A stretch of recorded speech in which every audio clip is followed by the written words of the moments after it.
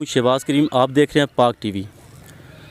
मैं एक बार फिर से मौजूद हूँ अपने भाई अदनान अज़ीज़ कुरैशी साहब के साथ कि जिन्होंने एक बहुत अच्छा कदम उठाया उन तमाम एम्प्लॉयज़ के लिए, ख़ासकर प्राइवेट एम्प्लॉयज़ के लिए कि जिनको उनके जो हक़ थे वो नहीं मिलते थे, जो इनको ऐसा भी कह सकते हैं कि जो बेचारे मज़लूम थे, जो अपने हक़ के लिए आवाज़ नहीं उठा सकते थे, अपने हक़ के लिए बोल नहीं सकते थे। तो माशाल्लाह इन्होंने उन एम्प्लॉयज़ के लिए कदम उठाया, उन एम्प्लॉयज़ के लिए एक टीम बनाई, उन एम्प्लॉयज़ के लिए माशाल्लाह एक वर्किंग स्टार्ट की। तो आइए इनसे पूछते हैं, लास्ट टाइम इनसे हमारी मुलाकात हुई थी तो उस टाइम अभी इन्होंने जो इस टीम के लिए काम स्टार्ट किया था अभी, लेकिन अभी इनसे ये पूछते हैं कि ये इनका काम कहाँ तक पहुँचा और इनके शाना बिशाना कौन से लोग हैं। जी अस्सलाम वालेकुम। जी वालेकुम सलाम। अदनान भी कैसे हैं आप? अल्हम्दुलिल्लाह अल्हम्दुलिल्लाह। शहबाज भाई आप अल्हम्दुलिल्लाह ठीक हैं, सेहत आपकी अच्छी है।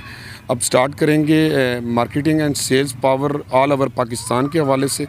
अल्हम्दुलिल्लाह 10 सितंबर में जब स्टार्ट हुआ तो दिसंबर तक हम लोगों ने सिर्फ जहन साजी पे काम किया और लोगों को जमा किया। उसके बाद उसके अलावा सेल्स के लोग जो फील्ड के लोग थे उनके मामलात भी दिसंबर में कुछ ज़्यादा उन पे बर्डन होता है।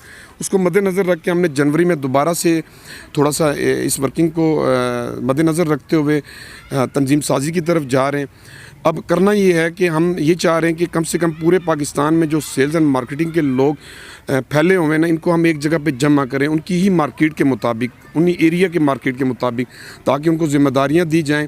आने वाले वक्त में कम से कम अगर इस वक्त जो 2-3 चीज़ें हम लेके जा रहे हैं, सबसे पहले ये है कि जब किसी जगह पे बंदा काम करता है तो कम से कम उस जगह पे उसके पास ऐसा प्रूफ होना चाहिए कि वो उसका मुलाजिम है या नहीं है, ताकि उसको तमाम लोग जिनको हम लेके जा रहे हैं उनको ये आगाही दे रहे हैं कि कम से कम आप 15 साल के बाद प्राइवेट एम्प्लॉइज़ होते हुए अगर EOB फंड्स कटवाते रहेंगे तो 15 साल बाद आप पेंशन भी ले सकते हैं। इसके अलावा जॉब लेटर और या कंपनी का सबूत, किसी भी जगह पे अगर वो जॉब कर रहा है, कम से कम 5 बंदे वहाँ पे हैं तो उसका काम बनता है कि वो लाजमी उससे डिमांड करे जॉब ऑफ़र लेटर की या उसके लेटर हेड पैड पे, ताकि वही चीज़ EOB ऑफिस में लेके जाएं और अपना दोबारा से अपडेट करें कि मैं इस साल इस जगह पे काम कर रहा हूँ। इसके अलावा दूसरा ये है कि कोशिश ये हो रही है कि जल्द से जल्द तमाम लोग जिनको हम जिम्मेदारियां सौंपें वो इनको क्लासेस दे के इन चीज़ों के बारे में आगाही हासिल करें। तो अदनान भाई, आपने इस दौरानिया के दौरान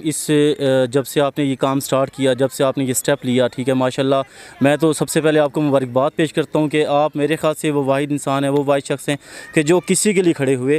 तो जो आपने ये दौरानिया था आपका, जो आज तक आप वक्त गुजार चुके इस काम में, इस वर्किंग के लिए, तो इसके दौरान आपने किसी के मसाइल को, किसी के मसले को हल भी किया, किसी चीज़ को, किसी काम या किसी कंपनी को हाईलाइट भी किया? ये मदद की है कि जब हम लोग जुड़े हैं ना, उसमें इतने अच्छे अच्छे काबिल लोग निकल के सामने आए हैं। ज़ाहिर बात है, आप जब कोई काम स्टार्ट करते हैं तो आप जैसे लोग ही आपके साथ जुड़ेंगे। तो वहाँ पे ये कि कम से कम वो अपने जूनियर के साथ एक रवैया अच्छा रख रहे हैं। फिर उनके पास अवेयरनेस आ गई है कि यार हमारे यहाँ पे जॉब लेटर की क्या अहमियत है, क्योंकि आप मसले जो सबसे ज़्यादा सामने आए, आप देखेंगे काम करते करते बंदे की पता ये चलता कि यार उसकी सैलरी खा के चले गए। अभी फ़िल वक्त जो हम काम कर रहे हैं, सबसे पहले यहाँ पर मौजूद जो लोग हैं, जो सबसे ज़्यादा कंप्लेन आई हैं इस वक्त, वो फ्रूटियन जूस के हवाले से, एक सिट्रोपाक कंपनी है उसके हवाले से आई हैं, और उन्होंने लेबर कोर्ट्स की दरख्वास्तें भी जो लेबर डायरेक्टर ऑफ लेबर को उन्होंने जमा करवाई हैं, वो हमारे पास मौजूद हैं। इसके अलावा जो कुछ केसेस भी इनके सामने आए हैं, जिन जिन जगहों पे इन्होंने ज़्यादतियाँ एम्प्लॉयज़ के साथ की।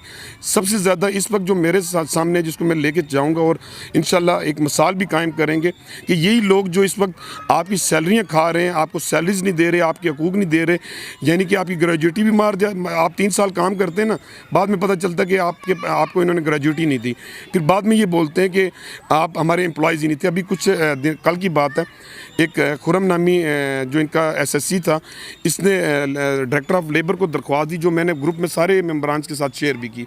अब उस पर डायरेक्टर ने इंस्पेक्टर लेबर्स को भेजा। जब उस ऑफ़िस में, इनका एक कच्चा स्टाफ में ऑफ़िस है, तो वहाँ पे जब इनका इंस्पेक्टर गया तो वहाँ पे जो मौजूद लोग हैं उन्होंने बोला ये हमारे एम्प्लॉयज़ ही नहीं, जबकि इन्होंने जॉब लेटर, ऑफ़र लेटर जो आए थे, इन्होंने साइन करके हेड ऑफिस लेके गए। फिर बाद में इन्होंने बोला था कि हम आपको लेटर देंगे, तो उसके बाद कोई लेटर शेटर नहीं। और उसका नतीजा ये था कि एक प्लान था सारा, कि ये अपने एम्प्लॉइज़ के हवाले से ये प्लान करते हैं कि हमने इसको लेटर क्यों नहीं देना, इसकी क्या क्या चीज़ें हड़प करनी है।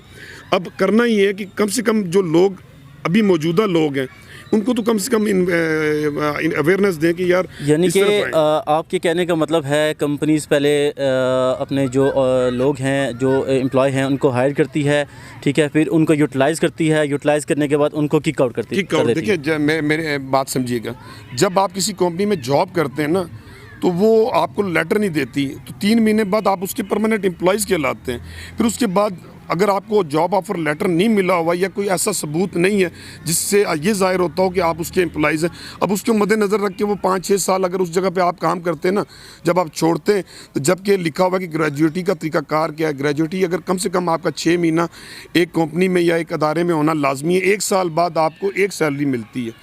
तो अब 6 साल जिस बंदे ने काम किया उसको 6 सैलरियाँ देनी पड़ती हैं। अब वो 6 सैलरियाँ ना देने की वजह से ये सारा जो हक खाया जाता है, ताकि किसी, अब देखें बात समझिएगा, थोड़ी दिन बल्कि ग्रुप में ये एक बात चली कि यार मल्टीनेशनल कंपनीज़ में ऐसा क्यों नहीं होता, हमने कोई ऐसी कंप्लेन नहीं सुनी।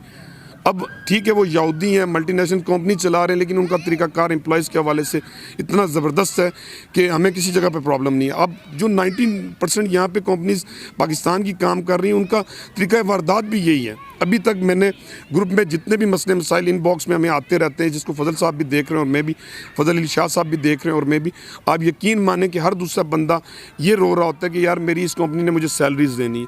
वो इसी वजह से कि जब तक हम इनको पाबंद नहीं करेंगे, इसके अलावा बाकी जिनकी गवर्नमेंट के सतह पर जिनकी ड्यूटीज़ हैं कि इनको जाके चेक करें और इनके पास कितने एम्प्लॉयज़ हैं, क्या ये एम्प्लॉयज़ को क्या सैलरी दे रहे हैं, उनको मतलब काम में भरपूर तरीके से हमारा साथ भी देना पड़ेगा। और मैं चाहूँगा कि हमारी तरफ से भी जो सेल्स के लोग हैं वो उन इदारों में दरख्वास्तें जमा कराएं, इन कंपनियों को हाईलाइट करें ताकि जल्द से जल्द इस सिस्टम को बेहतर किया जाए। और भी मुझे ये बताएं कि आप सिर्फ मार्केट के लोगों की बात कर रहे हैं, मार्केट के एम्प्लॉयज़ यानी कि जो लोग फूड आइटम्स या किसी मार्केटिंग से रिलेटेड किसी इदारे में हैं उनकी बात कर रहे हैं, या आप ओवरऑल जितने भी जो लोग हैं प्राइवेट इदारों के, ठीक है, भले वो कोई भी हो गया, किसी शॉप का हो गया, किसी बेकरी का हो गया या किसी बड़े कैश एंड कैरी मार्ट का हो गया, आप सिर्फ उनको हाईलाइट कर रहे हैं या आप सिर्फ कंपनीज़ की? बिल्कुल, मैं ये क्लियर कर दूं।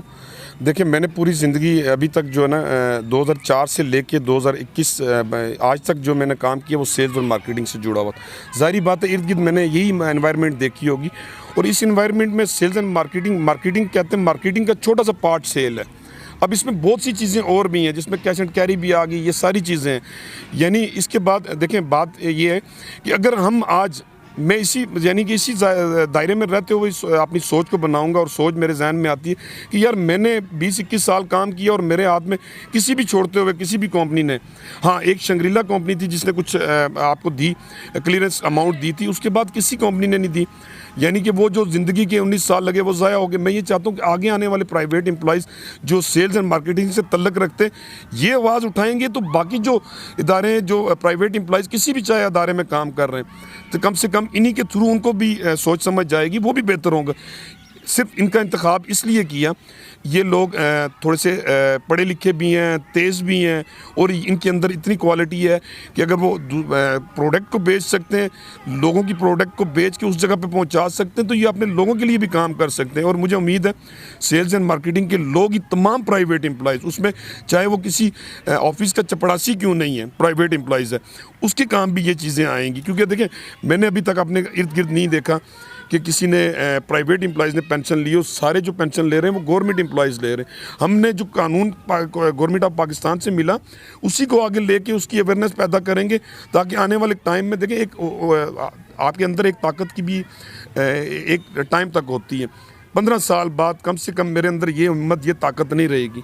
उस वक्त मुझे महसूस होगा कि यार मेरे जो बेगम है या मेरे बच्चे हैं उनको कम से कम पेंशन तो लेनी चाहिए, कम से कम थोड़ी सी भी अमाउंट जो आएगी वो एक घर में एक दिया जला के रखेगी। अच्छा, जो आप बात कर रहे थे अदनान भाई सिट्रो पार्क की, तो सिट्रो पार्क तकरीबन कितने कुछ एम्प्लॉय हैं कि जिनके साथ इस तरह जिनको यूटिलाइज करके किक आउट कर सकी है, कितने कुछ आप बता सकते हैं इस बारे में? अभी तक मैं आपको बात बताऊँ, इसकी डे फर्स्ट से हिस्ट्री में उठाता हूँ और अभी तक जिन लोगों से ज़ाहिर बात है पूरे पाकिस्तान में इस वेलफेयर का फैला हुआ है, एक नेटवर्क फैला हुआ है, तो ज़ाहिर बात है उन लोगों से भी मुशावरत बातचीत होती है। लेकिन अभी आप देख सकते हैं फजल शाह जो एक्सीडेंट होने के बाद 25 लाख जेब से लगा के, जबकि किसका काम बन रहा था कि ये कंपनी इस जगह पे खड़ी हो, तो कहने का मकसद ये है कि इनको मैंने ये देखा, इनके पास सिस्टम ही नहीं है, इनका HR डमी है।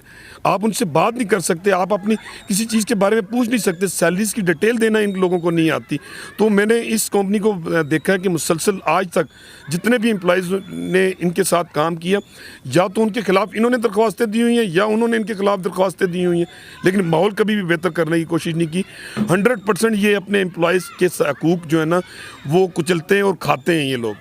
यानी अदनान भाई के कहने का मकसद ये है कि जितनी भी कंपनीज़ हैं वो अपने एम्प्लॉय को एक बार हायर करती हैं, उसके बाद उनके जितने भी जो एक्सपेंस हैं, जितनी भी उनकी जो बेनिफिट्स हैं वो उनको बिल्कुल नहीं देती। वक्ती उनके साथ वो कमिटमेंट करती है कि वो उनको वो बेनिफिट्स भी देगी, वो सारी चीज़ें मुहैया करेगी कि जो उनका हक़ है। लेकिन जब कोई भी जो एम्प्लॉय है वो किसी भी कंपनी के साथ काम करता है, तो जब वो छोड़ के उस कंपनी को जाता है तो उसको छोड़ के जाने का कोई बेनिफिट नहीं मिलता। तो अदनान भाई का कहने का मकसद ये है कि जितने भी सेल्स एंड मार्केटिंग के लोग हैं, जितने भी मार्केट के से हट के भी लोग हैं, वो इनका बाजू बने, इनके शाना बशाना खड़े हों, इनका साथ दें, ताकि जो आज हो रहा है वो आने वाले लोगों के साथ ना हो, वो आप में से किसी के भाई के साथ ना हो, आप में से किसी के रिश्तेदार से ना हो।